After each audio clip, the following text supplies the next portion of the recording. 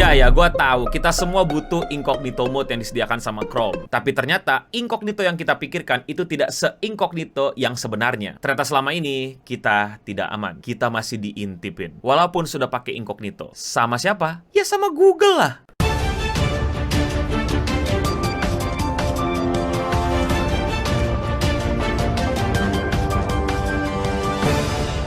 Yes, gua tahu life is hard. Hidup itu kadang menyusahkan, melelahkan. Jadi kalian pada saat pulang ke kosan, pulang ke rumah, kalian buka laptop, kalian buka handphone, kalian buka PC, tiba-tiba kalian pengen mencet Ctrl Shift N gitu. Demi mencari pelarian sementara, kalian mengunjungi website www.paypal.com. Kalian ngelihat rekening kalian yang masih nol, terus makin stres lagi. Oh, sudah pasti kalian buka itu dong, bukan buka bokep. Nah, banyak orang berpikir kalau mode incognito di Chrome itu adalah mode aman. Jadi tuh kalian kayak nggak terekam, nggak kelihatan aktivitasnya, bersih dari history, sehingga kalau kalian mau buka yang aneh-aneh, seperti untuk membuka www.youtube.com/@Eno Bening, kan malu ya ketahuan kalau kalian nonton Eno Bening. Apa nanti kata teman-temanku di Facebook? Apa nanti kata circleku di Twitter? Malu aku. Jadi kalian buka dia pakai incognito. Di tahun 2002 ternyata ada lawsuit, ada tuntutan hukum yang menjerat Google karena ternyata di incognitonya ditemukan kalau kita sebenarnya tidak benar-benar incognito. Jejak digital kita ternyata tidak hilang, tapi malah diikuti atau bahkan disimpan sama pihak-pihak lain. Kalau kalian bilang, yalah bang, di internet nggak ada yang selamat, nggak ada yang apa, itu urusan lain. Tapi masalahnya, incognito itu dipasarkan dan dibilang sama Google sebagai sebuah fitur untuk browse in private. If you don't want Google Chrome to remember your activity, you can browse the web privately in incognito mode. Yang dalam bahasa gampangnya, jika lu nggak mau ada data-data lu atau apapun yang lu lakukan itu terekam sama Google, lu pergi ke incognito. Tapi ternyata beritanya keluar nih. Ini dari businessinsider.com. Google settle 5 billion privacy lawsuit alleging it spied on incognito Chrome users. On Thursday, Google agreed to settle 5 billion class action privacy lawsuit alleging that it spied on people who use the incognito mode in its Chrome browser to track their internet use. Jadi katanya Google setuju untuk membayar 5 billion US dollar. Bentar, ini berapa rupiah nih kira-kira? 77,5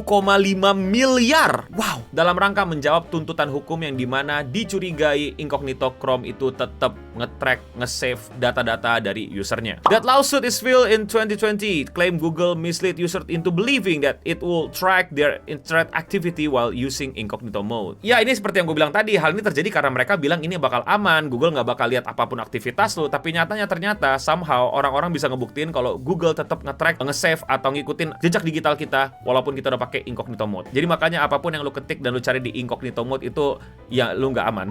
A federal judge must still approve the settlement. Terms weren't disclosed, but the suit originally sought 5 billion on behalf of users. Lawyers for the plaintiff said they expect to present the court with a final statement agreement by February 24. 5 billion US dollar ini, 77,5 miliar ini, itu belum resmi karena federal judge itu harus menyepakati dulu. Dan ini semua akan lebih jelas dan terbuka ketika nanti Februari tanggal 24. Gue jadi penasaran nih buat teman-teman yang ahli hukum nih ya. Berarti kita yang pakai Google di Indonesia itu dapat jatah juga nggak tuh dari denda yang dibayar Google? Lumayan loh, 77,5 miliar. Dikata dapat 20 dolar juga lumayan nggak sih? Apalagi kalau cuma submit bla bla bla bla. Tapi gue nggak tahu ini anak hukum atau anak yang pernah ikutin hukum internasional atau hukum di Amerika mungkin bisa share di bawah, atau teman-teman yang pernah kerja di IT dan tahu selak-beluk legalnya IT, please komen di bawah, atau bahkan ketika kalian menemukan gue ada keliru-keliru sama informasi ini, salah pemahaman, silahkan juga koreksi gue di kolom komentar di bawah ya. Representative for Google and lawyers for the plaintiffs did not immediately respond to request for comment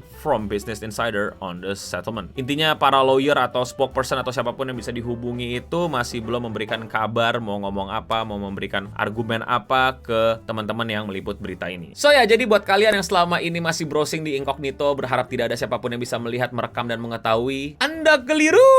Ternyata selama ini Anda diketahui, Anda direkam, Anda diikuti. Apapun itu, gue nggak tahu dan nggak perlu tahu. Tapi kayaknya gue tahu. Yang lo lakukan di incognito mode. Lo tidak aman, gue tidak aman, kita semua ternyata tidak aman. Ya memang urusan privacy dan informasi milik pribadi itu di internet emang masih kacau balau. Tapi sejujurnya ini adalah salah satu berita yang bikin gue seneng, karena ternyata udah makin banyak yang mau seriusin, mau fight, mau bantu internet user kayak kita untuk mendapatkan hak-hak kita, dan menahan kerakusan company-company yang berusaha untuk mendapatkan data kita, apalagi privasi dari kita. Internet is always a great tool for me. Kalau nggak ada internet, nggak ada gue yang kayak gini. Tapi bukan berarti internet ini sempurna. Ya sebenarnya di dunia ini emang gak ada yang sempurna ya, kecuali Makima sama Dahyun. Tapi gue berharap makin banyak hal-hal kayak gini terjadi, yaitu adalah berbagai macam perusahaan dan kalau bisa juga pemerintahan Amerika itu bisa gitu, bukan cuma menghormati, sok-sokan peduli, tapi beneran menjaga privasi internet user. Jadi buat lo semua ya, hati-hati. Mungkin kalian bisa pelajari lagi gimana caranya untuk menjelajah internet lebih aman. Gue sendiri pun juga masih suka teledor dan masih suka nggak ngerti dan nggak paham. Kita sama-sama belajar di sini. Mungkin bisa sharing-sharing gitu, apakah incognito-nya udah lebih baik atau gimana, bisa komentar di kolom di bawah. Mungkin ini juga pertanda buat kamu untuk ya kurang-kurangilah buka hal-hal yang kayak begituan. Tapi kalau menurut kalian bagaimana?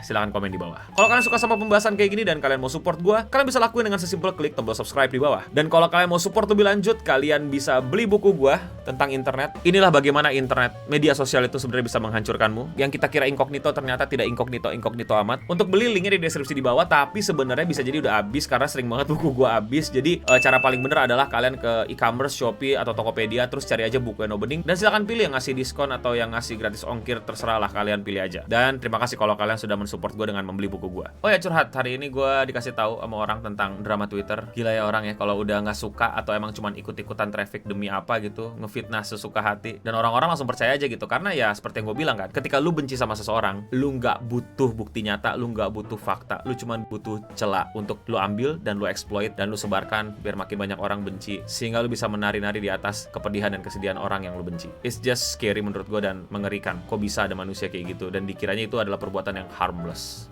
My ass. Nanti kena UIT nangis. So ya, itulah dia seputar internet untuk hari ini. Dan untuk kita semua, stay clean and sound. Control C dulu kali.